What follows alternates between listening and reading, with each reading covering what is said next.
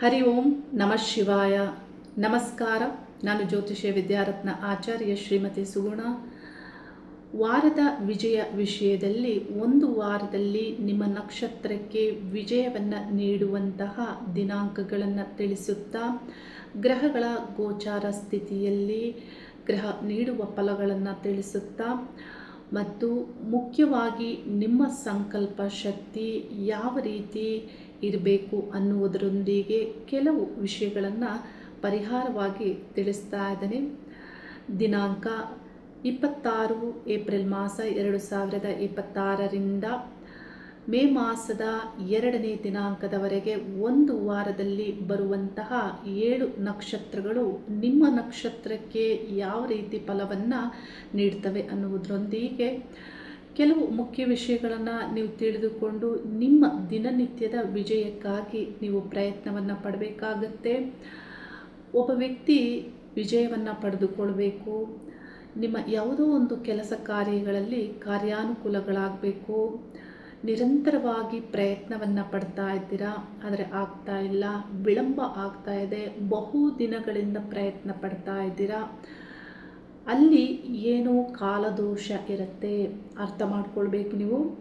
ಅಲ್ಲಿ ಏನೋ ನಿಮ್ಮ ವಿಷಯದಲ್ಲಿ ಗ್ರಹಗಳ ದಶಾಭುಕ್ತಿಯಲ್ಲಿ ಆಗ್ಬೋದು, ಅಥವಾ ನಿಮ್ಮ ಕುಟುಂಬ, ನಿಮ್ಮ ಇಷ್ಟ ದೇವತಾ, ಊರಿನ ದೇವತೆ ಈ ಸಂಬಂಧಪಟ್ಟಂತೆ ಏನೋ ಅಡೆತಡೆಗಳನ್ನು ಮಾಡ್ತಾ ಇರುತ್ತೆ. ಇಲ್ಲಿ ನಿಮ್ಮ ಸಂಕಲ್ಪ ಶಕ್ತಿಯು ಸರಿ ಇರಬೇಕಾಗುತ್ತೆ, ನಿಮ್ಮ ಎಫರ್ಟ್ ಇಲ್ಲಿ ಅಷ್ಟೇ ಇರಬೇಕಾಗುತ್ತೆ.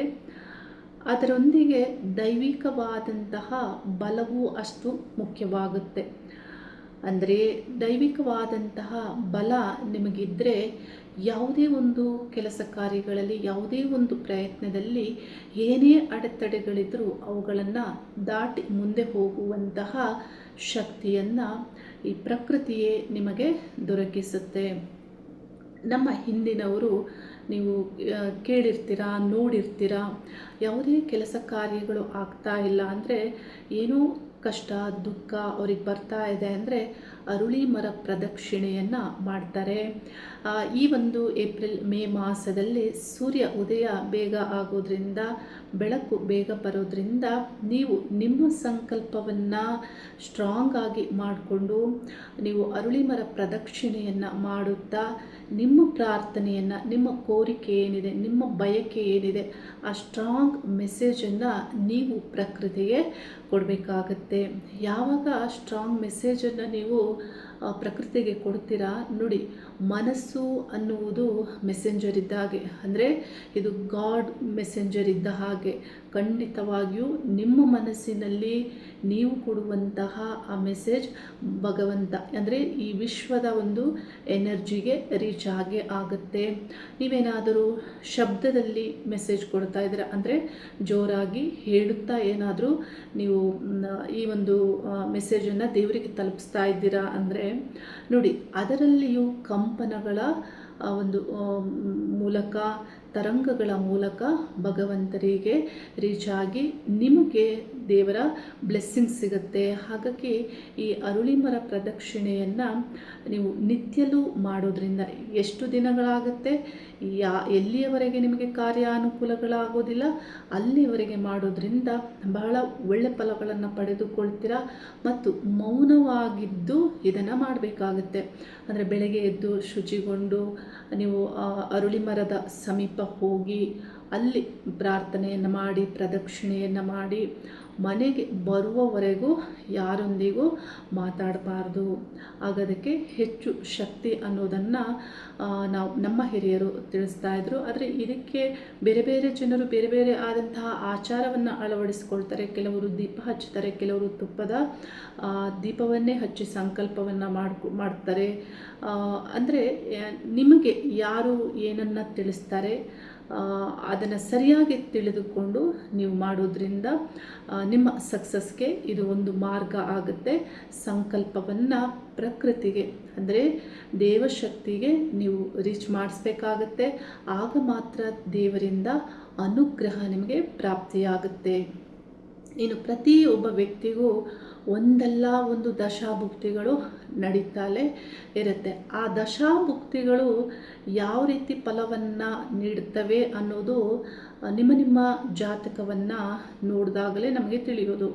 ಆದರೆ ಸಾಮಾನ್ಯವಾಗಿ ನಾನು ತಿಳಿಸೋದಾದರೆ, ನಿಮ್ಮ ವಿಜಯಕ್ಕೆ ಬೇಕಾಗಿರುವಂತಹ ಕೆಲವು ಮಾಹಿತಿಗಳಾದರೂ ನಿಮ್ಮ ಹತ್ರ ಇರಬೇಕಾಗತ್ತೆ.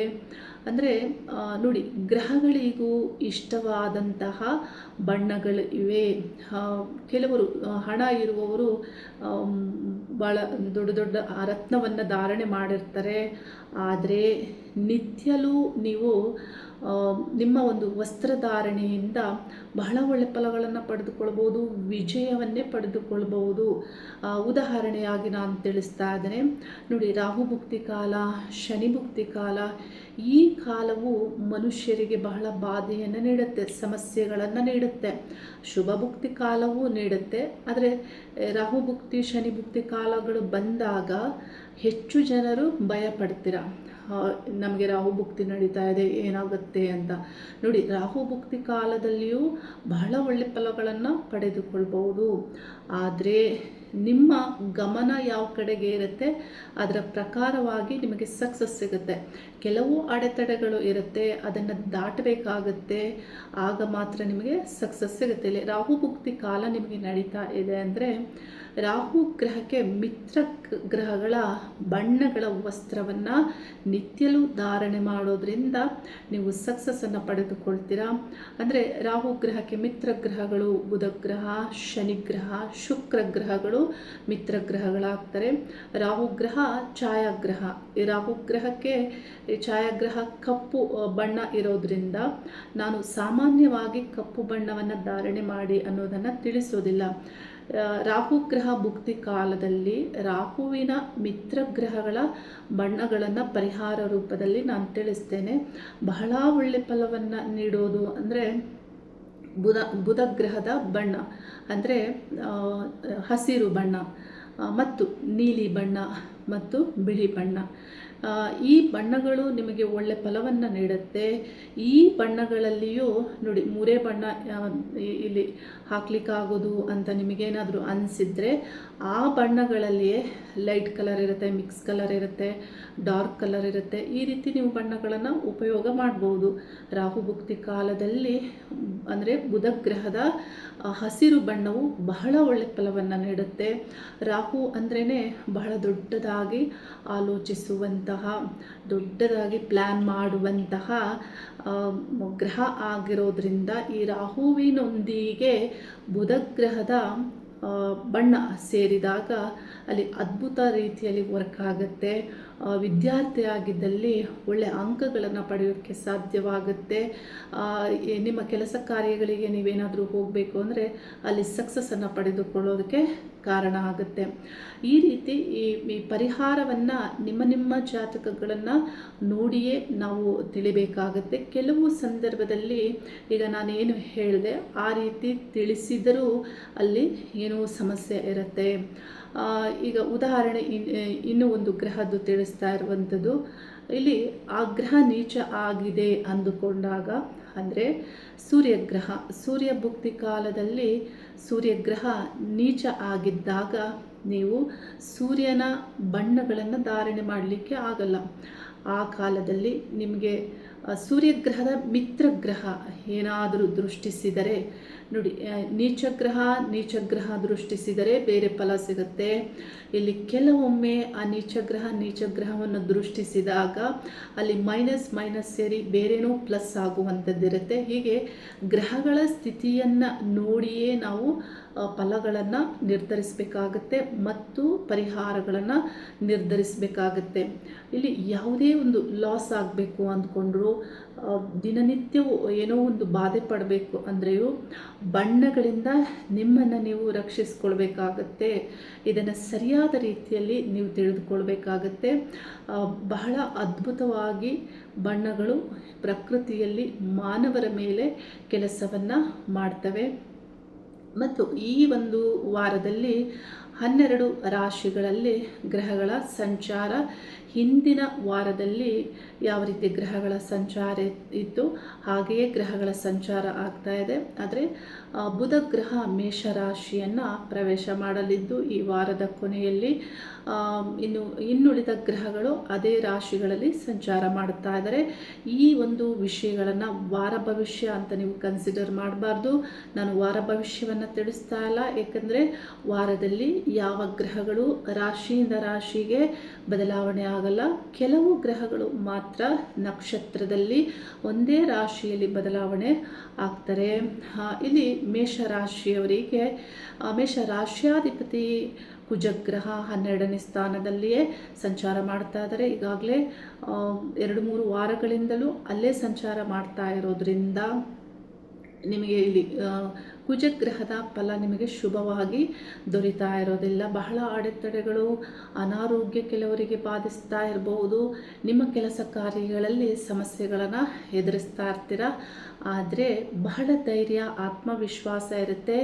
ರಾಶಿಯಲ್ಲಿ ಸೂರ್ಯಗ್ರಹದ ಸಂಚಾರ ಆಗ್ತಾ ಇರೋದ್ರಿಂದ ಈ ವಾರದಲ್ಲಿ ಬುಧ ಗ್ರಹದ ಪ್ರವೇಶವು ನಿಮ್ಮ ರಾಶಿಗೆ ಆಗೋದ್ರಿಂದ ಬುಧ ಗ್ರಹದ ನಕ್ಷತ್ರದಲ್ಲಿಯೇ ನಿಮ್ಮ ರಾಶ್ಯಾಧಿಪತಿ ಸಂಚಾರ ಆಗ್ತಾ ಇರೋದ್ರಿಂದ ರೇವತಿ ನಕ್ಷತ್ರದಲ್ಲಿ ವಿಷ್ಣು ಅಷ್ಟೋತ್ತರವನ್ನು ಪಠನೆ ಮಾಡಿ ಬುಧ ಗ್ರಹ ನಿಮ್ಮ ರಾಶಿಯನ್ನು ಈ ವಾರದಲ್ಲೇ ಪ್ರವೇಶ ಮಾಡೋದ್ರಿಂದ ಸೂರ್ಯ ಬುಧ ಗ್ರಹಗಳ ಸಂಯೋಗ ನಿಮ್ಮ ರಾಶಿಯಲ್ಲಿ ಆಗೋದ್ರಿಂದ ಬಹಳ ಒಳ್ಳೆ ಫಲಗಳನ್ನು ಪಡೆದುಕೊಳ್ತೀರಾ. ಬುದ್ಧಿವಂತಿಕೆಯಿಂದ ನಿಮ್ಮ ಕೆಲಸ ಕಾರ್ಯಗಳಲ್ಲಿ ಮುಂದುವರಿಯುವಂತೆ, ಯಾವುದೇ ವಿಷಯಗಳನ್ನು ಸರಿಯಾದಂತಹ ಮಾರ್ಗದಲ್ಲಿ ಅಪ್ರೋಚ್ ಮಾಡುವಂತೆ, ಮಾತಿನಲ್ಲಿ ಆಗಬಹುದು, ನಿಮ್ಮ ಯಾವುದೇ ಕೆಲಸದಲ್ಲೇ ಆಗ್ಬೋದು, ಈ ಗ್ರಹಗಳು ಶುಭವನ್ನು ನೀಡ್ತಾರೆ. ವಿಷ್ಣು ಅಷ್ಟೋತ್ತರವನ್ನು ಪಠನೆ ಮಾಡಿ ಈ ರೀತಿ ಪಠನೆ ಮಾಡೋದ್ರಿಂದ ನಿಮಗೆ ಮಿತ್ರರಿಂದ, ಇತರರಿಂದ ಆಗಬಹುದಾದಂತಹ ಸಹಾಯ, ಅಧಿಕಾರಿಗಳಿಂದ ಆಗಬಹುದಂತಹ ಸಹಾಯ ದೊರೆಯುತ್ತೆ. ಮತ್ತು ಸೂರ್ಯನ ಪ್ರಾರ್ಥನೆಯನ್ನು ನೀವು ಮಾಡಬೇಕಾಗುತ್ತೆ. ಕಳೆದ ವಾರದಲ್ಲಿ ನಾನು ತಿಳಿಸಿದ್ದೆ.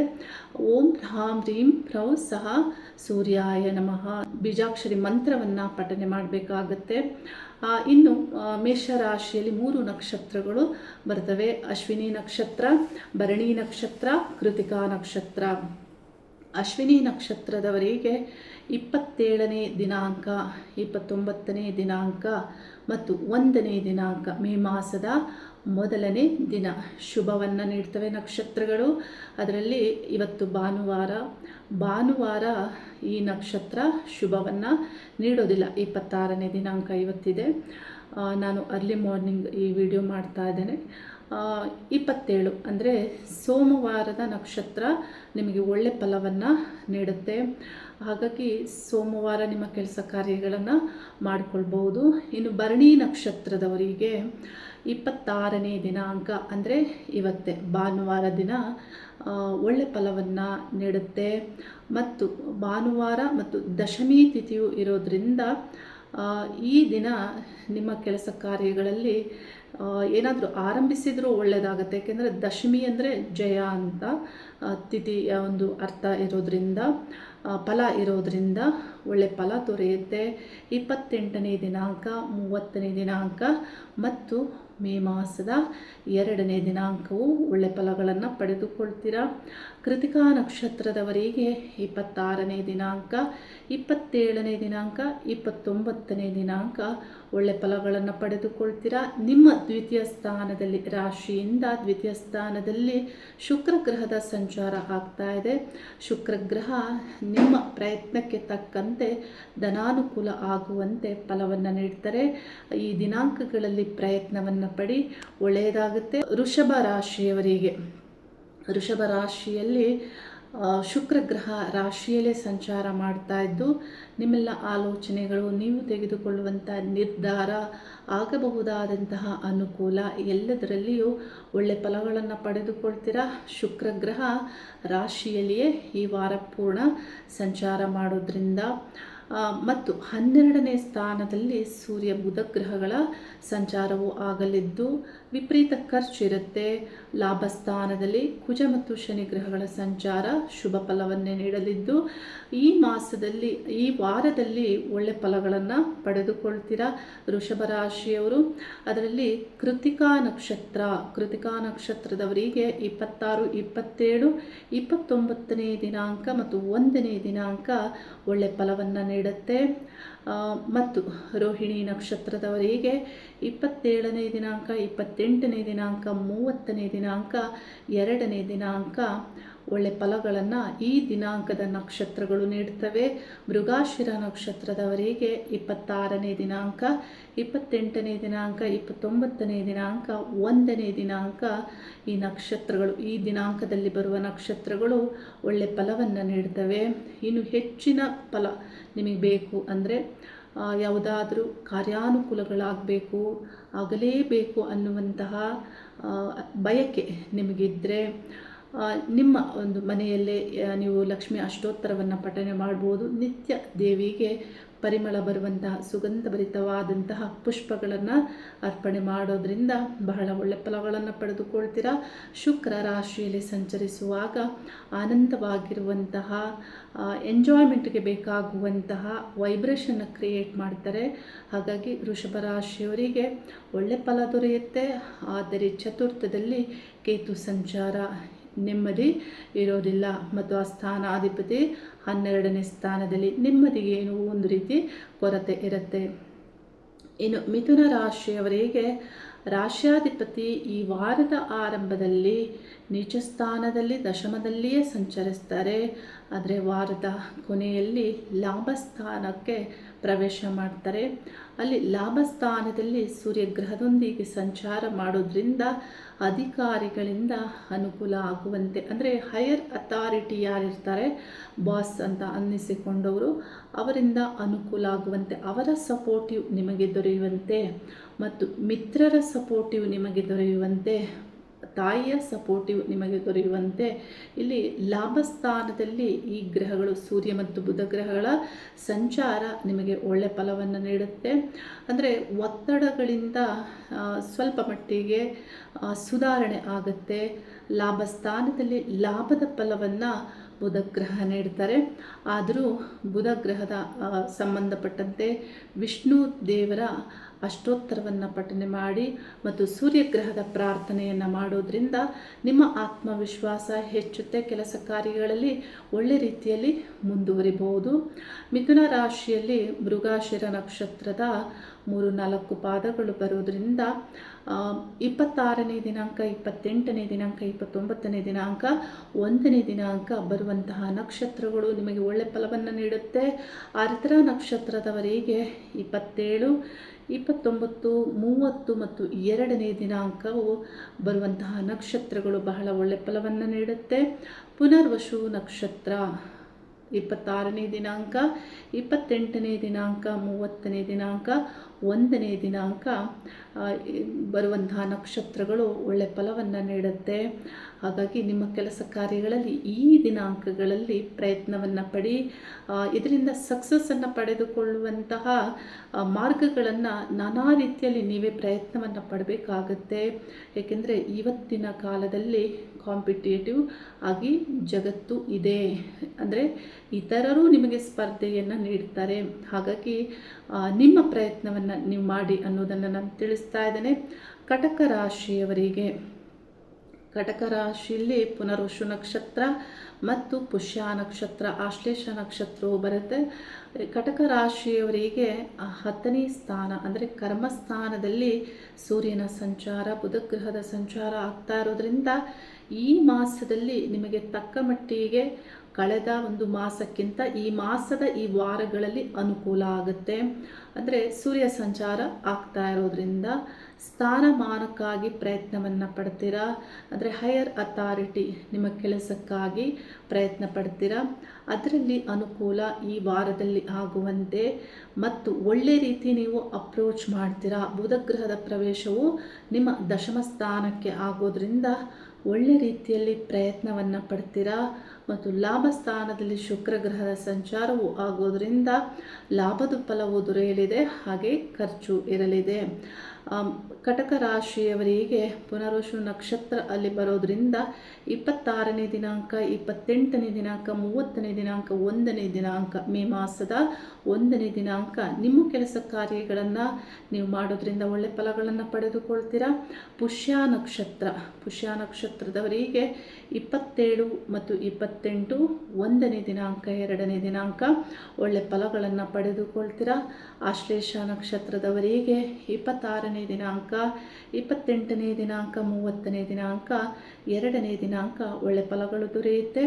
ಇನ್ನು ಸಿಂಹ ರಾಶಿಯವರಿಗೆ ರಾಶ್ಯಾಧಿಪತಿ ಹಿಂದಿನ ವಾರದಂತೆಯೇ ಮೇಷರಾಶಿಯಲ್ಲಿ ಉಚ್ಚ ಸ್ಥಾನದಲ್ಲಿ ಸಂಚಾರ. ಬಹಳ ಸ್ಥಾನಮಾನ ಗೌರವಕ್ಕಾಗಿ ಎಫರ್ಟ್ ಹಾಕ್ತಾ ಇರ್ತೀರ. ದಶಮ ಅಂದರೆ ಕರ್ಮಸ್ಥಾನದಲ್ಲಿ ಶುಕ್ರ ಸಂಚಾರವು ಆಗ್ತಾ ಇರೋದ್ರಿಂದ ನಿಮಗೆ ಗೌರವ ಮತ್ತು ಪ್ರಶಂಸೆಗೂ ಇಲ್ಲಿ ಶುಕ್ರ ಒಳ್ಳೆ ಫಲವನ್ನು ನೀಡ್ತಾರೆ. ಆದರೆ ಅಷ್ಟಮದಲ್ಲಿ ಆಯುಸ್ಥಾನದಲ್ಲಿ ಶನಿ ಕುಜ ಗ್ರಹಗಳ ಸಂಚಾರ ಅಶುಭವಿದೆ. ಅಂದರೆ ಉದ್ಯೋಗ ಮತ್ತು ಹೆಸರು ಈ ವಿಷಯಗಳಲ್ಲಿ ಗ್ರಹಗಳು ಒಳ್ಳೆ ಫಲವನ್ನು ನೀಡಿದರು. ಆತ್ಮವಿಶ್ವಾಸ, ಧೈರ್ಯ ಇದೆಲ್ಲ ಹೆಚ್ಚಾಗಿದ್ದರು. ನಿಮ್ಮ ಒಂದು ಆರೋಗ್ಯದ ಬಗ್ಗೆ ಜಾಗೃತಿಯನ್ನು ತೆಗೆದುಕೊಳ್ಬೇಕಾಗತ್ತೆ. ಹೊರಗಿನ ಒಂದು ಸಂಚಾರದಲ್ಲಿ ಮಾಡಬಹುದಾದಂಥ ಕೆಲಸ ಕಾರ್ಯಗಳಲ್ಲಿ ನಿಮ್ಮ ಬಗ್ಗೆ, ನಿಮ್ಮ ದೇಹ ಆರೋಗ್ಯದ ಬಗ್ಗೆ ನೀವು ಎಚ್ಚರಿಕೆಗಳನ್ನು ತೆಗೆದುಕೊಳ್ಬೇಕಾಗತ್ತೆ. ಸಿಂಹರಾಶಿಯಲ್ಲಿ ಮಖ ನಕ್ಷತ್ರವು ಬರೋದ್ರಿಂದ ಮಖ ನಕ್ಷತ್ರದವರು 27ನೇ ದಿನಾಂಕ, 29ನೇ ದಿನಾಂಕ, 1ನೇ ದಿನಾಂಕ ನಿಮ್ಮ ಕೆಲಸ ಕಾರ್ಯಗಳನ್ನು ಮಾಡೋದ್ರಿಂದ ಒಳ್ಳೆ ಫಲಗಳನ್ನು ಪಡೆದುಕೊಳ್ತೀರಾ. 1ನೇ ದಿನಾಂಕ ಪೌರ್ಣಮಿ ಇರುತ್ತೆ. ಪೌರ್ಣಮಿ ದಿನ ಏನು ಮಾಡಬೇಕು ಏನು ಮಾಡಬಾರ್ದು ಅನ್ನೋದು ಶಾಸ್ತ್ರದಲ್ಲಿದೆ. ಆದರೆ ಕೆಲಸ ಕಾರ್ಯಗಳಿಗೆ ಯಾವುದೇ ಸಮಸ್ಯೆಗಳಿಲ್ಲ, ಕೆಲಸ ಕಾರ್ಯಗಳನ್ನು ಮಾಡಬಹುದು. ಪುಬ್ಬ ನಕ್ಷತ್ರದವರಿಗೆ 26ನೇ ದಿನಾಂಕ, 28ನೇ ದಿನಾಂಕ, 30ನೇ ದಿನಾಂಕ, 2ನೇ ದಿನಾಂಕ ಒಳ್ಳೆ ಫಲಗಳು ದೊರೆಯುತ್ತೆ. ಉತ್ತರ ಫಾಲ್ಗುಣಿ ನಕ್ಷತ್ರದವರಿಗೆ 26ನೇ ದಿನಾಂಕ, 27ನೇ ದಿನಾಂಕ, 29ನೇ ದಿನಾಂಕ, 1ನೇ ದಿನಾಂಕ ಈ ನಕ್ಷತ್ರಗಳು ಒಳ್ಳೆ ಫಲವನ್ನು ನೀಡ್ತವೆ. ಸಿಂಹರಾಶಿಯವರು ಆರೋಗ್ಯಕ್ಕಾಗಿ ಸೂರ್ಯನ ಪ್ರಾರ್ಥನೆಯನ್ನು ಮಾಡಿ, ಸೂರ್ಯನ ಬೀಜಾಕ್ಷರ ಮಂತ್ರವನ್ನು ಪಠನೆ ಮಾಡಿ, ಅಷ್ಟಮ ಶನಿ ದೋಷಕ್ಕೆ ಶನಿಗ್ರಹದ ಪರಿಹಾರಗಳನ್ನು ಮುಂದುವರಿಸಬೇಕಾಗತ್ತೆ. ಮತ್ತು ವಾಹನವನ್ನು ಓಡಿಸುವಾಗ ಹೊರಗಿನ ಮುಖ್ಯ ಕೆಲಸ ಕಾರ್ಯಗಳಲ್ಲಿ ನಿಮ್ಮ ಬಗ್ಗೆ ನೀವು ಜಾಗೃತಿಯನ್ನು ತೆಗೆದುಕೊಳ್ಳಿ. ಯಾವುದೇ ಹೆಚ್ಚಿನ ಸಮಸ್ಯೆಗಳು ಆಗೋದಿಲ್ಲ, ಒಳ್ಳೆಯದೇ ಆಗುತ್ತೆ.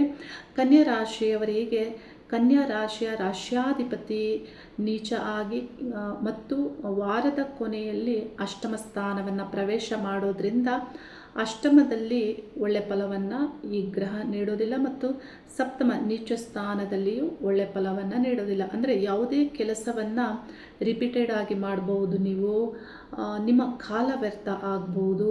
ಮತ್ತು ಅಷ್ಟಮವನ್ನು ಈ ವಾರದ ಕೊನೆಯಲ್ಲಿ ಪ್ರವೇಶ ಮಾಡೋದ್ರಿಂದ ಅಂದರೆ 1ನೇ ದಿನಾಂಕ, 2ನೇ ದಿನಾಂಕ ಅಷ್ಟಮದಲ್ಲಿ ಸಂಚಾರ ಆಗೋದ್ರಿಂದ ಕಾರ್ಯಗಳ ವಿಳಂಬವನ್ನು ಸೂಚಿಸುತ್ತೆ ಮತ್ತು ಆರೋಗ್ಯ ಸಮಸ್ಯೆಗಳನ್ನು ಸೂಚಿಸುತ್ತೆ. ಯಾವುದೇ ಕೆಲಸ ಕಾರ್ಯಗಳಲ್ಲಿ ಒತ್ತಡಗಳು ಇರುವಂತೆ, ಕಾರ್ಯ ವಿಳಂಬ ಆಗುವಂತೆ, ಅದರ ಬಗ್ಗೆ ಚಿಂತೆ ಮಾಡುವಂತೆ ಆಗುತ್ತೆ. ಪರಿಹಾರವನ್ನು ಮಾಡಿಕೊಳ್ಳಿ. ಬುಧ ಗ್ರಹಕ್ಕೆ ವಿಷ್ಣುವಿನ ಅಷ್ಟೋತ್ತರವನ್ನು ಪಠನೆ ಮಾಡುವುದು ಮತ್ತು ಸೂರ್ಯನ ಪ್ರಾರ್ಥನೆಯನ್ನು ಮಾಡಿ. ಏಕೆಂದರೆ ಬುಧ ಗ್ರಹ ಸೂರ್ಯಗ್ರಹದೊಂದಿಗೆ ಸಂಚಾರ ಈ ವಾರದಲ್ಲಿ ಮಾಡೋದ್ರಿಂದ ಅಧಿಕಾರಿಗಳ ಒತ್ತಡಕ್ಕೆ ನೀವು ಸಿಲುಕಬಹುದು. ಅಂದರೆ ಮೇಲ್ಸ್ಥಾನದಲ್ಲಿ ಇರುವವರ ಒತ್ತಡಕ್ಕೆ ಈ ಎರಡೂ ಗ್ರಹಗಳು ಅಷ್ಟಮದಲ್ಲಿ ಸಂಚಾರ ಆಗೋದ್ರಿಂದ ಮತ್ತು ಸಪ್ತಮದಲ್ಲಿ ಶನಿ ಮತ್ತು ಕುಜಗ್ರಹಗಳ ಸಂಚಾರ ಏನಾಗುತ್ತೆ, ರಿಲೇಷನ್ಶಿಪ್ ಪ್ರಾಬ್ಲಮ್ ಬರಬಹುದು. ನೀವು ವ್ಯವಹರಿಸುವಂತಹ ಅಪೋಸಿಟ್ ಇರುವಂತಹ ವ್ಯಕ್ತಿಗಳೊಂದಿಗೆ ಸಂಬಂಧಗಳಲ್ಲಿ ಸಮಸ್ಯೆಗಳು ಬರಬಹುದು. ಹಾಗಾಗಿ ಸೂರ್ಯನ ಪ್ರಾರ್ಥನೆಯನ್ನು ಮಾಡಿ ತಾಳ್ಮೆಯಿಂದ ಇರೋದ್ರಿಂದ ಒಳ್ಳೆಯದೇ ಆಗುತ್ತೆ. ಕನ್ಯಾ ರಾಶಿಯಲ್ಲಿ ಉತ್ತರ ನಕ್ಷತ್ರದ ಪಾದಗಳು ಬರೋದರಿಂದ 26ನೇ ದಿನಾಂಕ, 27ನೇ ದಿನಾಂಕ, 29ನೇ ದಿನಾಂಕ, 1ನೇ ದಿನಾಂಕ ನಿಮ್ಮ ಕೆಲಸ ಕಾರ್ಯಗಳಲ್ಲಿ ಒಳ್ಳೆ ಫಲಗಳನ್ನು ಪಡೆದುಕೊಳ್ತೀರಾ. ಹಸ್ತ ನಕ್ಷತ್ರದವರು 27ನೇ ದಿನಾಂಕ, 28ನೇ ದಿನಾಂಕ, 30ನೇ ದಿನಾಂಕ, 2ನೇ ದಿನಾಂಕ ಒಳ್ಳೆ ಫಲಗಳನ್ನು ಪಡೆದುಕೊಳ್ತೀರಾ. ಚಿತ್ತ ನಕ್ಷತ್ರದ 2 ಪಾದಗಳು ಕನ್ಯಾ ರಾಶಿಯಲ್ಲಿ ಬರೋದರಿಂದ 26, 28, 29 ಮತ್ತು 1ನೇ ದಿನಾಂಕ ಒಳ್ಳೆ ಫಲಗಳನ್ನು ಪಡೆದುಕೊಳ್ತೀರಾ. ಈ ದಿನಾಂಕಗಳಲ್ಲಿ ನಿಮ್ಮ ಕೆಲಸ ಕಾರ್ಯಗಳನ್ನು ಮಾಡಿ ಆ ದಿನಗಳಲ್ಲಿ ಬರುವ ನಕ್ಷತ್ರವು ನಿಮಗೆ ಸಪೋರ್ಟಿವ್ ಆಗಿರುತ್ತೆ. ತುಲಾ ರಾಶಿಯವರಿಗೆ ತುಲಾ ರಾಶ್ಯಾಧಿಪತಿ ಅಷ್ಟಮದಲ್ಲಿ ಈ ವಾರದಲ್ಲಿ ಸಂಚಾರ ಆಗೋದ್ರಿಂದ ಅಷ್ಟಮದಲ್ಲಿ ಸಂಚಾರವಾಗೋದ್ರಿಂದ ಒತ್ತಡಗಳು ನಿಮ್ಮ ಬಯಕೆಗಳು ಆಸೆಗಳು ಈಡೇರುವುದಕ್ಕೆ ಕಷ್ಟ ಆಗುತ್ತೆ. ಆದರೂ ಪ್ರಯತ್ನವನ್ನು ಪಡಿ. ಆ ಪ್ರಯತ್ನಕ್ಕೆ ಒಂದಿಷ್ಟಾದರೂ ಖಂಡಿತ ಫಲ ದೊರೆಯುತ್ತೆ. ಕಾರ್ಯಗಳಾಗುತ್ತೆ, ಆದರೆ ವಿಳಂಬ ಆಗುತ್ತೆ, ನಿಧಾನ ಆಗುತ್ತೆ. ಶುಕ್ರ ರಾಶ್ಯಾಧಿಪತಿಯಾಗಿ ಅಷ್ಟಮ ಸ್ಥಾನದಲ್ಲಿ ಸಂಚಾರ ಮಾಡ್ತಾ ಇರೋದ್ರಿಂದ, ಇನ್ನುಳಿದಂತೆ ಸಪ್ತಮದಲ್ಲಿ ಸೂರ್ಯಗ್ರಹದ ಸಂಚಾರ ಆಗೋದ್ರಿಂದ, ಸೂರ್ಯಗ್ರಹ ಲಾಭಾಧಿಪತಿಯು ಆಗಿರೋದ್ರಿಂದ ಕೆಲವು ವಿಷಯಗಳಲ್ಲಿ ನಿಮ್ಮ ಪ್ರಯತ್ನಕ್ಕೆ ವ್ಯಾಪಾರ ವ್ಯವಹಾರಗಳಲ್ಲಿ ಲಾಭದ ಫಲವೇ ದೊರೆಯಲಿದೆ. ಆದರೂ ನಿಧಾನ ಆಗುತ್ತೆ. ಪ್ರಯತ್ನವನ್ನು ಪಡಿ. ಮತ್ತು ಇಲ್ಲಿ ಶುಕ್ರರಿಗೆ ಪರಿಹಾರವನ್ನು ಮಾಡಿಕೊಳ್ಳೋದಾದರೆ ಶ್ರೀ ಮಹಾಲಕ್ಷ್ಮಿ ಅಷ್ಟೋತ್ತರವನ್ನು ಪಠನೆ ಮಾಡುವುದು ಮತ್ತು ಮನೆಯಲ್ಲಿ ಪುರುಷರಾದರೆ ಸ್ತ್ರೀಯರಿಗೆ ಮಂಗಳ ವಸ್ತುಗಳನ್ನು ನೀಡುವುದು, ಬಳೆಯನ್ನು ನೀಡುವುದು, ಕುಂಕುಮವನ್ನು ನೀಡುವುದು, ಈ ರೀತಿ ಸ್ತ್ರೀಯರಿಗೆ ಇಷ್ಟವಾಗುವ ವಸ್ತುಗಳನ್ನು ನೀಡೋದರಿಂದ ಶುಕ್ರ ನಿಮಗೆ ಪಾಸಿಟಿವ್ ಆಗಿ ವರ್ಕ್ ಮಾಡ್ತಾರೆ.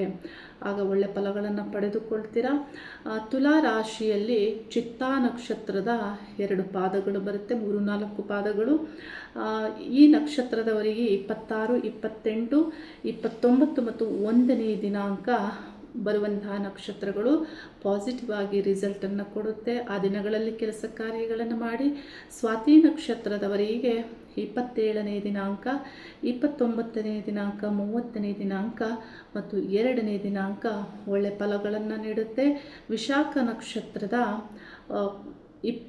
ನಕ್ಷತ್ರದವರಿಗೆ 26ನೇ ದಿನಾಂಕ, 28ನೇ ದಿನಾಂಕ, 30ನೇ ದಿನಾಂಕ, 1ನೇ ದಿನಾಂಕ ಒಳ್ಳೆ ಫಲಗಳನ್ನು ನೀಡುತ್ತೆ. ಈ ದಿನಗಳಲ್ಲಿ ಪ್ರಯತ್ನವನ್ನು ಪಡಿ. ನಿಮ್ಮ ಕೆಲಸ ಕಾರ್ಯಗಳಲ್ಲಿ ನೀವೇನಾದರೂ ಇನ್ವೆಸ್ಟ್ ಮಾಡಬೇಕು ಹೆಚ್ಚಾಗಿ, ಅಥವಾ ಈ ವಾರದಲ್ಲಿ ಎಲ್ಲೋ ಯಾವುದೋ ಕೆಲಸಕ್ಕೆ ಹೋಗಬೇಕು ಅಂದುಕೊಂಡಿದ್ದರೆ ಈ ದಿನಾಂಕಗಳನ್ನು ಸೆಲೆಕ್ಟ್ ಮಾಡಿ ಕೆಲಸ ಕಾರ್ಯಗಳು ಆಗುತ್ತೆ. ಇನ್ನು ವೃಶ್ಚಿಕ ರಾಶಿಯವರಿಗೆ, ವೃಶ್ಚಿಕ ರಾಶ್ಯಾಧಿಪತಿ ಪಂಚಮದಲ್ಲಿ ಶನಿಗ್ರಹದೊಂದಿಗೆ ಸಂಚಾರ. ಪ್ರೀತಿಯ ಸಂಬಂಧದೊಂದಿಗೆ ಎಳೆದಾಟ ಇರುತ್ತೆ. ನಿಮ್ಮ ಪ್ರೀತಿ ಸಂಬಂಧ ಏನಿರುತ್ತೆ ಅದರೊಂದಿಗೆ ಏನೋ ಒಂದು ರೀತಿಯ ಎಳೆದಾಟ ಇರುತ್ತೆ. ಅದು ಪ್ರೀತಿ ಪ್ರೇಮ ಆದರೂ ಆಗ್ಬೋದು, ಅಥವಾ ಮಕ್ಕಳ ವಿಷಯ ಆದರೂ ಆಗ್ಬೋದು, ಸ್ನೇಹದ ವಿಷಯ ಆದರೂ ಆಗ್ಬೋದು. ಈ ರೀತಿಯಲ್ಲಿ ಎಳೆದಾಟ ಇರುತ್ತೆ. ಮತ್ತು ಷಷ್ಠ ಸ್ಥಾನದಲ್ಲಿ ಸೂರ್ಯಗ್ರಹದ ಸಂಚಾರ ಬಲವಾದಂತಹ ನಿಮ್ಮ ವೃತ್ತಿ ಕ್ಷೇತ್ರದ ಬಗ್ಗೆ ನಿಮ್ಮ ಗಮನ ಇರುತ್ತೆ. ಈ ವಾರದಲ್ಲಿ ಶುಕ್ರ ಗ್ರಹ ಸಪ್ತಮದಿಂದ ರಾಶಿಯನ್ನು ವೀಕ್ಷಣೆ ಮಾಡೋದ್ರಿಂದ ವ್ಯಾಪಾರ ವ್ಯವಹಾರಗಳಲ್ಲಿಯೂ ಅನುಕೂಲ ಆಗುತ್ತೆ. ಪ್ರಯತ್ನವನ್ನು ಮಾಡಿ. ವಿಶಾಖ ನಕ್ಷತ್ರ ವೃಶ್ಚಿಕ ರಾಶಿಯಲ್ಲಿ ಬರೋದರಿಂದ 26ನೇ ದಿನಾಂಕ, 28ನೇ ದಿನಾಂಕ, 30ನೇ ದಿನಾಂಕ, 1ನೇ ದಿನಾಂಕ ನಿಮ್ಮ ಪ್ರಯತ್ನಗಳನ್ನು ಮಾಡಿ. ಅನುರಾಧ ನಕ್ಷತ್ರದವರಿಗೆ 27, 28 ಮತ್ತು 1 ಮತ್ತು 2 ಅಂದರೆ ಮೇ ಮಾಸದ 1ನೇ ದಿನಾಂಕ, 2ನೇ ದಿನಾಂಕ ನಿಮ್ಮ ಕೆಲಸ ಕಾರ್ಯಗಳಲ್ಲಿ ಪ್ರಯತ್ನವನ್ನು ಪಡಿ, ಒಳ್ಳೆಯದಾಗುತ್ತೆ. ಜ್ಯೇಷ್ಠ ನಕ್ಷತ್ರದವರಿಗೆ 26ನೇ ದಿನಾಂಕ, 28ನೇ ದಿನಾಂಕ, 30ನೇ ದಿನಾಂಕ, 2ನೇ ದಿನಾಂಕ ಒಳ್ಳೆ ಫಲವನ್ನು ನೀಡುತ್ತೆ. ಪ್ರಯತ್ನ ಪಡಿ. ಈ ದಿನಗಳಲ್ಲಿ ನಿಮ್ಮ ಮುಖ್ಯ ಕೆಲಸ ಕಾರ್ಯಗಳು ಅಥವಾ ನೀವೇನೋ ಹೆಚ್ಚಾಗಿ ಏನಾದರೂ ಮಾಡಬೇಕು ಅಂದುಕೊಂಡಿದ್ದರೆ ಈ ದಿನಗಳಲ್ಲಿ ಪ್ರಯತ್ನ ಪಡಿ, ನಿಮಗೆ ನೆಮ್ಮದಿ ಸಿಗುವಂತಹ ರಿಸಲ್ಟ್ ಬರುತ್ತೆ. ಇನ್ನು ಧನಸ್ಸು ರಾಶಿಯವರಿಗೆ ಗುರುಗ್ರಹ ಪುನರ್ವಸು ನಕ್ಷತ್ರದಲ್ಲಿ ಸಪ್ತಮದಲ್ಲಿ ಸಂಚಾರ. ನೋಡಿ, ಪುನರ್ವಸು ನಕ್ಷತ್ರದಲ್ಲಿ ರಾಶ್ಯಾಧಿಪತಿ ಸಂಚರಿಸ್ತಾರೆ ಅಂದರೆ ನಿಮ್ಮ ಯಾವುದೋ ಹಿಂದಿನ ಕೆಲಸವನ್ನು ಕಂಪ್ಲೀಟ್ ಮಾಡ್ಕೊಳ್ಳೋದಕ್ಕೆ ಇರುತ್ತೆ. ಅಂದರೆ ಯಾವುದಾದ್ರೂ ಕೆಲಸ ಆಗಿರ್ಬೋದು, ಏನಾದರೂ ಅದನ್ನು ಮಾಡ್ಕೊಳ್ಳೋಕ್ಕಾಗದೇ ಇದ್ದು ಈಗ ಪ್ರಯತ್ನವನ್ನು ಪಡೋದ್ರಿಂದ ಅಥವಾ ನೀವು ಮಾಡಿದ ಕೆಲಸವನ್ನು ಸೆಕೆಂಡ್ ಟೈಮ್ ಮಾಡೋದ್ರಿಂದ ಇಲ್ಲಿ ಮಾಡಬೇಕು ಅನ್ನೋದನ್ನೇ ಸೂಚಿಸುತ್ತೆ. ಮತ್ತು ನಿಮ್ಮಿಂದ ಹಿಂದೆ ಏನಾದರೂ ತಪ್ಪಾಗಿದ್ದರೆ, ಸಮಸ್ಯೆಗಳಾಗಿದ್ದರೆ, ಆ ಸಮಸ್ಯೆ ನಿಮಗೆ ಈಗಲೂ ಎಫೆಕ್ಟ್ ಮಾಡ್ತಾ ಇದ್ದರೆ ಅದರಿಂದ ಸರಿಪಡಿಸಿಕೊಂಡು ಹೊರಬರುವಂತಹ ಒಂದು ಕಾಲವು ಆಗಿರುತ್ತೆ. ಏಕೆಂದರೆ ಪುನರ್ವಸು ನಕ್ಷತ್ರದಲ್ಲಿ ರಾಶ್ಯಾಧಿಪತಿ ಸಂಚಾರ ನೋಡಿ, ಅಂಥ ವಿಷಯಗಳಿಂದ ಹೊರಬರುವಂತಹ ಒಂದು ಕಾಲವು ಇದಾಗಿರುತ್ತೆ. ಹಾಗಾಗಿ ಪ್ರಯತ್ನವನ್ನು ಪಡಿ ಅನ್ನೋದನ್ನು ನಾನು ತಿಳಿಸ್ತಾ ಇದ್ದೀನಿ. ಯಾಕಂದರೆ ಪುನರ್ವಸು ನಕ್ಷತ್ರದ ಅರ್ಥವೇ ಹೀಗಿರೋದ್ರಿಂದ, ನಿಮ್ಮ ರಾಶ್ಯಾಧಿಪತಿಯ ನಕ್ಷತ್ರವೂ ಅದು ಆಗಿರೋದ್ರಿಂದ ಇಲ್ಲಿ ಒಳ್ಳೆ ಫಲವನ್ನೇ ಗುರುಗ್ರಹ ನೀಡುತ್ತಾರೆ. ನಿಮ್ಮ ಕೆಲಸ ಏನು ನೀವು ಪೆಂಡಿಂಗ್ ಏನು ಮಾಡಿರ್ತೀರ ಅಥವಾ ಯಾವ ಸಮಸ್ಯೆ ಇರುತ್ತೆ ಅದರಿಂದ ಹೊರಬರುವಂತಹ ಒಂದು ಪ್ರಯತ್ನವನ್ನು ಈ ವಾರದಲ್ಲಿ ಮಾಡಿ. ಈ ಮಾಸ ಮತ್ತು ಮುಂದಿನ ಒಂದು ಮಾಸದಲ್ಲಿಯೂ ಈ ನಕ್ಷತ್ರದಲ್ಲಿಯೇ ಗುರುವಿನ ಸಂಚಾರ ಆಗುತ್ತೆ. ಆದರೆ ಗುರುಗ್ರಹ ಸ್ಥಾನ ಬದಲಾವಣೆಯನ್ನು ಮಾಡಲಿದ್ದು ನಿಮಗೆ ನಿಮ್ಮ ಪ್ರಯತ್ನಕ್ಕೆ ಒಳ್ಳೆ ಫಲವನ್ನೇ ನೀಡುತ್ತಾರೆ. ಈ ವಾರದಲ್ಲಿ ಧನಸ್ಸು ರಾಶಿಯಿಂದ ಚತುರ್ಥ ಸ್ಥಾನದಲ್ಲಿ ಶನಿ ಮತ್ತು ಕುಜ ಗ್ರಹಗಳ ಸಂಚಾರ ಮನೆಯಲ್ಲಿ ಆಗಬಹುದಾದಂತಹ ಕಲಹವನ್ನು ಅವಾಯ್ಡ್ ಮಾಡಿ. ನಿಮ್ಮ ರಾಶ್ಯಾಧಿಪತಿಯೇ ಇಲ್ಲಿ ನಿಮಗೆ ಹೆಚ್ಚು ಫಲವನ್ನು ನೀಡೋದು. ಹಾಗಾಗಿ ನಿಮ್ಮ ಹಿಂದಿನ ವಿಷಯಗಳಿಗೆ ಇಲ್ಲಿ ಸರಿಪಡಿಸಿಕೊಳ್ಳುವುದಕ್ಕೆ ಇಲ್ಲಿ ಗುರುಗ್ರಹ ಪ್ರಭಾವವನ್ನು ಮಾಡ್ತಾರೆ. ಇಲ್ಲಿ ಧನಸ್ಸು ರಾಶಿಯವರಿಗೆ ಮೂಲ ನಕ್ಷತ್ರ ಅಲ್ಲಿ ಬರೋದ್ರಿಂದ 27, 29 1ನೇ ದಿನಾಂಕ ನಿಮ್ಮ ಕೆಲಸ ಕಾರ್ಯಗಳಲ್ಲಿ ಪ್ರಯತ್ನವನ್ನು ಮಾಡಿ ಒಳ್ಳೆ ಪಾಸಿಟಿವ್ ರಿಸಲ್ಟನ್ನು ಪಡೆದುಕೊಳ್ತೀರಾ. ಪೂರ್ವಾಷಾಢ ನಕ್ಷತ್ರದವರಿಗೆ 26ನೇ ದಿನಾಂಕ, 28ನೇ ದಿನಾಂಕ, 30ನೇ ದಿನಾಂಕ, 2ನೇ ದಿನಾಂಕ ಈ ದಿನಾಂಕಗಳಲ್ಲಿ ಪೂರ್ವಾಷಾಢ ನಕ್ಷತ್ರದವರು ಕೆಲಸ ಮಾಡಿ ಒಳ್ಳೆ ಫಲಗಳನ್ನು ಪಡೆದುಕೊಳ್ತೀರಾ. ಉತ್ತರಾಷಾಢ ನಕ್ಷತ್ರ 26ನೇ ದಿನಾಂಕ, 27ನೇ ದಿನಾಂಕ, 29ನೇ ದಿನಾಂಕ, 1ನೇ ದಿನಾಂಕ ನಿಮ್ಮ ಮುಖ್ಯ ಕೆಲಸ ಕಾರ್ಯಗಳನ್ನು ಮಾಡಿ ಒಳ್ಳೆ ಫಲಗಳನ್ನು ಪಡೆದುಕೊಳ್ತೀರಾ. ಉತ್ತರಾಷಾಢ ನಕ್ಷತ್ರ 1ನೇ ಪಾದ ಮಾತ್ರ ಧನಸ್ಸು ರಾಶಿಯಲ್ಲಿ ಬರುತ್ತೆ. ಇನ್ನುಳಿದಂತಹ 3 ಪಾದಗಳು ಮಕರ ರಾಶಿಯಲ್ಲಿ ಬರಲಿದೆ. ಮಕರ ರಾಶಿಯವರಿಗೆ ರಾಶ್ಯಾಧಿಪತಿ ಶನಿಗ್ರಹ ಕುಜಗ್ರಹದ ಸಂಚಾರ ತೃತೀಯ ಸ್ಥಾನದಲ್ಲಿ. ಬಹಳ ಎಫರ್ಟ್ ಹಾಕ್ತಾ ಇರ್ತೀರ, ಶ್ರಮಜೀವಿಗಳು ಮಕರ ರಾಶಿಯವರು, ಮಕರ ಲಗ್ನದವರು. ಏನಾಗುತ್ತೆ, ಹಠ ಮತ್ತು ಛಲವಾದಿಯೂ ಆಗಿರ್ತೀರ. ಕೆಲಸ ಕಾರ್ಯಗಳ ಎಳೆದಾಟ ಆಗ್ತಾ ಇರುತ್ತೆ ನಿಮ್ಮ ಪ್ರಯತ್ನಗಳಲ್ಲಿ. ಯಾಕಂದರೆ ಶನಿ ಕುಜಗ್ರಹಗಳ ಕಂಜಕ್ಷನ್ ಅಲ್ಲಿ ಇರೋದ್ರಿಂದ, ಅಂದರೆ ಸಂಚಾರ ತೃತೀಯ ಸ್ಥಾನದಲ್ಲಿ ಇರೋದ್ರಿಂದ, ಮತ್ತು ಪಂಚಮದಲ್ಲಿ ಶುಕ್ರ ಗ್ರಹದ ಸಂಚಾರ, ನಿಮ್ಮ ಗಮನ ಇನ್ವೆಸ್ಟ್ಮೆಂಟ್ ಮೇಲೆ ಇರುತ್ತೆ. ಕಳೆದ ವಾರವೂ ನಾನು ತಿಳಿಸಿದ್ದೆ, ಶುಕ್ರ ಅದೇ ವಾರದಲ್ಲಿ ಏನು ಬದಲಾವಣೆ ಆಗೋದಿಲ್ಲ, ಪಂಚಮದಲ್ಲಿಯೇ ಈ ಗ್ರಹ ಸಂಚಾರ ಮಾಡ್ತಾ ಇರೋದ್ರಿಂದ ದಶಾಭುಕ್ತಿ ಚೆನ್ನಾಗಿರುವವರಿಗೆ ಏನು ಹೆಚ್ಚಿನ ತೊಂದರೆಗಳಿಲ್ಲ. ಆದರೆ ದಶಾಭುಕ್ತಿ ಕೆಟ್ಟವರಿಗೆ ಇನ್ವೆಸ್ಟ್ಮೆಂಟ್ ಮಾಡಿದರೆ ತೊಂದರೆ ಆಗ್ಬೋದು, ಪರಿಶೀಲಿಸ್ಕೊಳ್ಳಿ. ಮಕರ ರಾಶಿಯವರಿಗೆ ಉತ್ತರಾಷಾಢ ನಕ್ಷತ್ರ 26ನೇ ದಿನಾಂಕ, 27ನೇ ದಿನಾಂಕ, 29ನೇ ದಿನಾಂಕ, 1ನೇ ದಿನಾಂಕ ಹೆಚ್ಚು ಒಳ್ಳೆ ಫಲವನ್ನು ಪಡೆದುಕೊಳ್ತೀರಾ. ಶ್ರವಣ ನಕ್ಷತ್ರದವರಿಗೆ 27, 28, 30 2ನೇ ದಿನಾಂಕ ಒಳ್ಳೆ ಫಲಗಳನ್ನು ಪಡೆದುಕೊಳ್ತೀರಾ. ಧನಿಷ್ಠ ನಕ್ಷತ್ರದ ಪಾದಗಳು ಅಲ್ಲಿ ಬರೋದ್ರಿಂದ 26ನೇ ದಿನಾಂಕ, 28ನೇ ದಿನಾಂಕ, 29ನೇ ದಿನಾಂಕ, 1ನೇ ದಿನಾಂಕ ಒಳ್ಳೆ ಫಲವನ್ನು ಪಡೆದುಕೊಳ್ತೀರಾ. ಈ ದಿನಾಂಕಗಳಲ್ಲಿ ಮಕರ ರಾಶಿಯವರು ಮುಖ್ಯ ಕೆಲಸ ಕಾರ್ಯಗಳನ್ನು ಪ್ರಯತ್ನ ಪಡಿ. ಅಂದರೆ ನೋಡಿ, ಒಂದು ಆಫೀಸ್ ಅಂತ ಇದ್ದಾಗ ಅಲ್ಲಿ ಕೆಲಸ ಮಾಡ್ತಾ ಇರ್ತೀರಾ, ಏನೋ ನೀವು ನಿಮ್ಮ ಮೇಲ್ಸ್ಥಾನದಲ್ಲಿರುವವರಿಗೆ ಏನಾದರೂ ಕೇಳಬೇಕು, ಅಥವಾ ನಿಮ್ಮ ಫ್ರೆಂಡ್ಸ್ ಬಗ್ಗೆ ಏನಾದರೂ ನಿಮ್ಮಲ್ಲಿ ಕಮ್ಯುನಿಕೇಷನ್ ಮಾಡೋದಿರುತ್ತೆ, ಅಥವಾ ಯಾವುದೋ ಒಂದು ಚರ್ಚೆಗೆ ಭಾಗವಹಿಸಬೇಕಾಗಿರುತ್ತೆ, ಒಂದು ಮೀಟಿಂಗ್ ತೆಗೆದುಕೊಳ್ಬೇಕಾಗಿರುತ್ತೆ. ನೋಡಿ, ಇಂಥ ದಿನಗಳಲ್ಲಿ ನಾನೇನು ಡೇಟ್ಸ್ ಕೊಡ್ತೇನೆ ಆ ದಿನಗಳಲ್ಲಿ ನೀವು ಪ್ರಯತ್ನ ಪಡೋದ್ರಿಂದ ಪಾಸಿಟಿವ್ ರಿಸಲ್ಟನ್ನು ಪಡೆದುಕೊಳ್ತೀರಾ. ನಿಮ್ಮ ಕೆಲಸ ಕಾರ್ಯಗಳು ಚುರುಕಾಗಿ ಸಾಗುತ್ತೆ. ಬೇರೆ ದಿನಗಳಲ್ಲಿ ಸ್ವಲ್ಪ ನಿಮಗೆ ಡಿಲೇ ಆಗುತ್ತೆ. ಎಷ್ಟು ಕೆಲಸ ಮಾಡಿದರೂ ಮುಗಿಯೋದೇ ಇಲ್ಲ, ಏನಾದರೂ ತೊಂದರೆ ಆಗ್ತಾ ಇರುತ್ತೆ. ನೋಡಿ, ಈ ಒಂದು ದಿನಾಂಕಗಳನ್ನು ನಾನು ತಿಳಿಸ್ತಾ ಇರುವಂಥದ್ದು ನಕ್ಷತ್ರಗಳಿಗೆ. ಹಾಗಾಗಿ ನಿಮಗೆ ನಿಖರವಾಗಿ ನಿಮ್ಮ ಸಕ್ಸಸ್ಗೆ ನಿಯರೆಸ್ಟ್ ಆಗಿರುತ್ತೆ. ಈ ನಕ್ಷತ್ರಗಳು ಒಳ್ಳೆ ಫಲವನ್ನು ನೀಡ್ತವೆ. ಕುಂಭ ರಾಶಿಯವರಿಗೆ ಕುಂಭ ರಾಶ್ಯಾಧಿಪತಿ ದ್ವಿತೀಯ ಸ್ಥಾನದಲ್ಲಿರೋದ್ರಿಂದ ಕುಜನೊಂದಿಗೆ ಮಾತನ್ನು ಅವಾಯ್ಡ್ ಮಾಡಬೇಕಾಗತ್ತೆ. ಮಾತಿನಿಂದ ದೋಷಗಳು ಆಗಬಹುದು. ನೋಡಿ, ಚತುರ್ಥ ಸ್ಥಾನದಲ್ಲಿ ಶುಕ್ರ ಸಂಚಾರ ಆಗ್ತಾ ಇದೆ. ಕುಟುಂಬ ಸ್ಥಾನದಲ್ಲಿ ಕುಜ ಮತ್ತು ಶನಿಗ್ರಹದ ಸಂಚಾರ. ಇಲ್ಲಿ ಶುಕ್ರ ಚತುರ್ಥ ಸ್ಥಾನದಲ್ಲಿ ಒಳ್ಳೆ ಫಲವನ್ನು ನೀಡ್ತಾರೆ. ಮನೆ, ಭೂಮಿ, ಆಸ್ತಿ, ನೆಮ್ಮದಿ, ಈ ವಿಷಯಗಳಿಗೆ ಇದೆಲ್ಲ ಸಿಗಬೇಕಂದ್ರೆ ನಿಮ್ಮ ಮಾತಿನಿಂದ ದೋಷ ಆಗಬಾರ್ದು. ಹಾಗಾಗಿ ಮಾತನ್ನು ಕಡಿಮೆ ಮಾಡಿ, ಏನು ಮಾತಾಡ್ತೀರಾ ಅದನ್ನು ಯೋಚನೆ ಮಾಡಿ ಮಾತಾಡಿ. ಆಗ ನಿಮಗೆ ಚತುರ್ಥ ಸ್ಥಾನದಲ್ಲಿ ಶುಕ್ರ ಸಂಚಾರ ಆಗ್ತಾ ಇರುವ ಒಳ್ಳೆ ಫಲಗಳು ನಿಮಗೆ ದೊರೆಯುತ್ತೆ.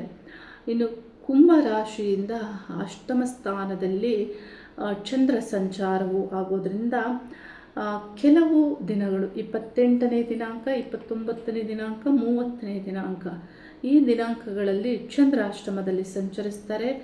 ಆಗ ಮುಖ್ಯ ಕೆಲಸ ಕಾರ್ಯಗಳನ್ನು ಮಾಡಿದರೆ ಏನೋ ತೊಂದರೆಗಳಾಗುವಂತೆ ಇಲ್ಲಿ ಅಷ್ಟಮದಲ್ಲಿ ಚಂದ್ರ ಪ್ರಭಾವ ಇರುತ್ತೆ. ಹಾಗಾಗಿ ಸ್ವಲ್ಪ ಕೆಲಸ ಕಾರ್ಯಗಳಲ್ಲಿ ಸರಿಯಾದ ಗಮನವಿಟ್ಟು ಮಾಡಿ. ಧನಿಷ್ಠ ನಕ್ಷತ್ರ ಅಲ್ಲಿ ಬರೋದ್ರಿಂದ 26ನೇ ದಿನಾಂಕ, 28ನೇ ದಿನಾಂಕ, 29ನೇ ದಿನಾಂಕ, 1ನೇ ದಿನಾಂಕ ಒಳ್ಳೆ ಫಲವನ್ನೇ ನೀಡುತ್ತೆ. ಶತಾಭಿಷ ನಕ್ಷತ್ರದವರಿಗೆ 27, 29, 30, 2ನೇ ದಿನಾಂಕ ಒಳ್ಳೆ ಫಲಗಳನ್ನು ಪಡೆದುಕೊಳ್ತೀರಾ. ಪೂರ್ವಭಾದ್ರ ನಕ್ಷತ್ರದವರಿಗೆ 26, 28, 30, 1ನೇ ದಿನಾಂಕ ಈ ದಿನಾಂಕಗಳಲ್ಲಿ ಬರುವ ನಕ್ಷತ್ರಗಳು ಒಳ್ಳೆ ಪಾಸಿಟಿವ್ ರಿಸಲ್ಟನ್ನು ನಿಮಗೆ ನೀಡುತ್ತೆ. ಈ ದಿನಗಳಲ್ಲಿ ನೀವು ಪ್ರಯತ್ನವನ್ನು ಪಡಬಹುದು. ಇನ್ನು ಮೀನರಾಶಿಯವರಿಗೆ, ಮೀನರಾಶಿಯಲ್ಲಿ 3 ನಕ್ಷತ್ರಗಳು ಬರುತ್ತೆ. ಪೂರ್ವಭಾದ್ರ, ಉತ್ತರ ಭಾದ್ರ ಮತ್ತು ರೇವತಿ ನಕ್ಷತ್ರ. ಈ ನಕ್ಷತ್ರದವರಿಗೆ ಮೀನರಾಶಿಯಲ್ಲಿ ಶನಿಗ್ರಹ ಸಂಚಾರ, ಕುಜಗ್ರಹ ಸಂಚಾರ. ನಿಮಗೆ ಆರೋಗ್ಯ ಸಮಸ್ಯೆಗಳು ಹೆಚ್ಚಾಗಿ ಬಾಧಿಸ್ತಾ ಇರ್ಬೋದು ಈ ವಾರದಲ್ಲಿ, ಈ ಮಾಸದಲ್ಲಿಯೂ. ಏಕೆಂದರೆ ಶನಿ ಕುಜಗ್ರಹಗಳು ಪಾಪಗ್ರಹಗಳು. ಈ ಗ್ರಹಗಳು ರಾಶಿಯಲ್ಲಿ ಸಂಚರಿಸ್ತಾ ಇದ್ದರೆ ಒಂದಲ್ಲ ಒಂದು ರೀತಿಯ ಸಮಸ್ಯೆಗಳು, ಮೈಕೈ ನೋವಾಗುವುದು, ಮೂಳೆಗಳ ಒಂದು ತೊಂದರೆ ಆಗುವಂಥದ್ದು, ದೇಹದಲ್ಲಿ ಇಲ್ಲಿ ಶನಿ ಪೀಡಿತ ಆಗೋದ್ರಿಂದ ರಕ್ತದೋಷ ಬರುವಂಥದ್ದು, ಹಿಮೋಗ್ಲೋಬಿನ್ ಕಡಿಮೆ ಆಗುವಂಥದ್ದು, ಈ ಥರ ಇಲ್ಲಿ ಈ ಎರಡೂ ಗ್ರಹಗಳು ಒಂದಲ್ಲ ಒಂದು ರೀತಿಯ ಪ್ರಾಬ್ಲಮ್ಸನ್ನು ಕ್ರಿಯೇಟ್ ಮಾಡ್ತಾರೆ. ಅಥವಾ ಶೀಘ್ರ ಕೋಪ ಬರುವಂಥದ್ದು, ಹಠ, ನಿಮ್ಮ ನಡತೆಯಲ್ಲಿ ಅಹಂ, ಇದೆಲ್ಲ ಇಲ್ಲಿ ನಿಮ್ಮ ವರ್ತನೆಯಲ್ಲಿಯೂ ಇಲ್ಲಿ ಪ್ರದರ್ಶನ ಮಾಡುವಂತೆ ಆಗುತ್ತೆ.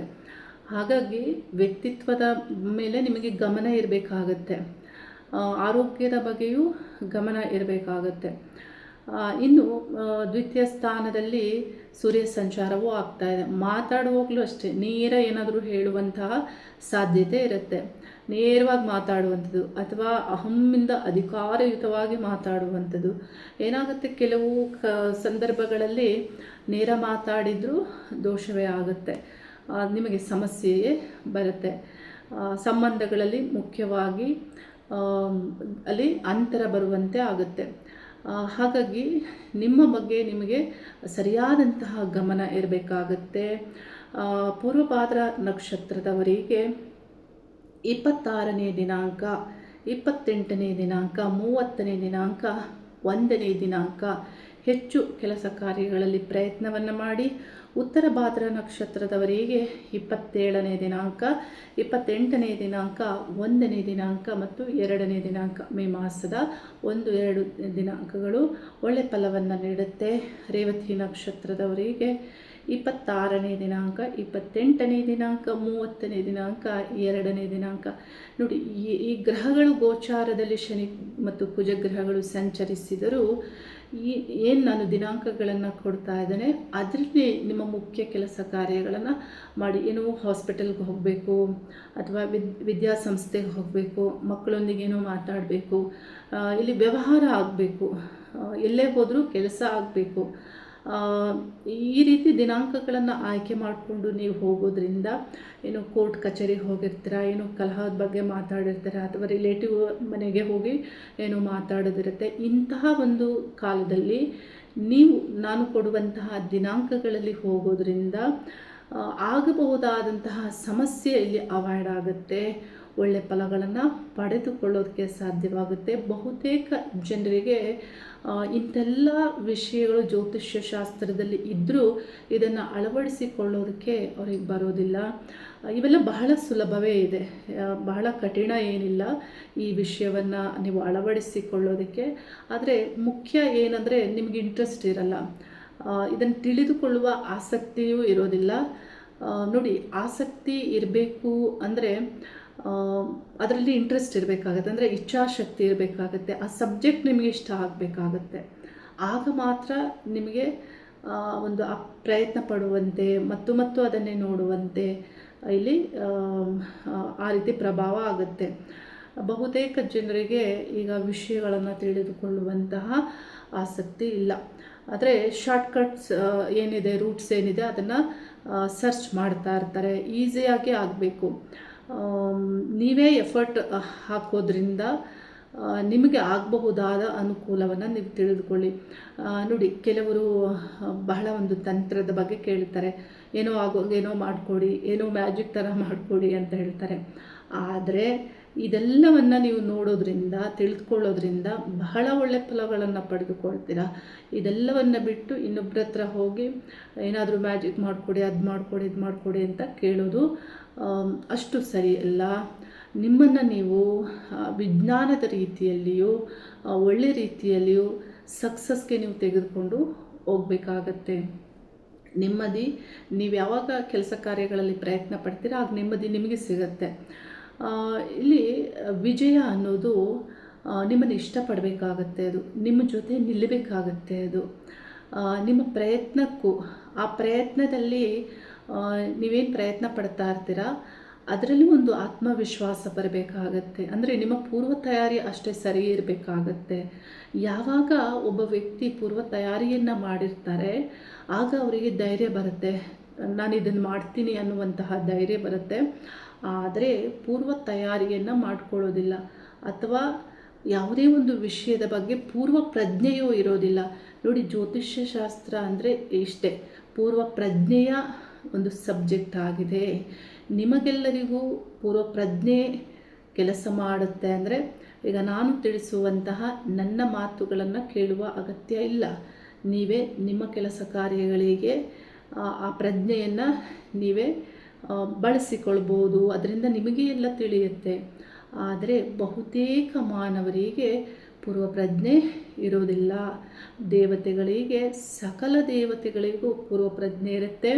ಅದಕ್ಕಾಗಿ ನೋಡಿ, ಅವರು ದೇವತೆಗಳು, ನಾವು ಮಾನವರು. ಜ್ಯೋತಿಷ್ಯ ಶಾಸ್ತ್ರವು ದೈವಿಕ ಶಾಸ್ತ್ರ ಅಂತ ಕರೆಸಿಕೊಳ್ಳುತ್ತೆ. ಏಕೆಂದರೆ ಭವಿಷ್ಯ, ಮುಂದಾಗೋದನ್ನು ತಿಳಿಸುವಂಥದ್ದು, ಪೂರ್ವ ಪ್ರಜ್ಞೆಯಿಂದ ತಿಳಿಸುವಂತಹ ವಿಷಯ ಆಗಿದೆ.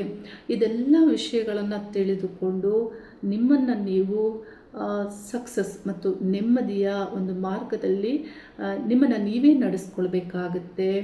ನಿಮಗಾಗಿ ನೀವು ಪ್ರಯತ್ನವನ್ನು ಪಡಬೇಕಾಗತ್ತೆ.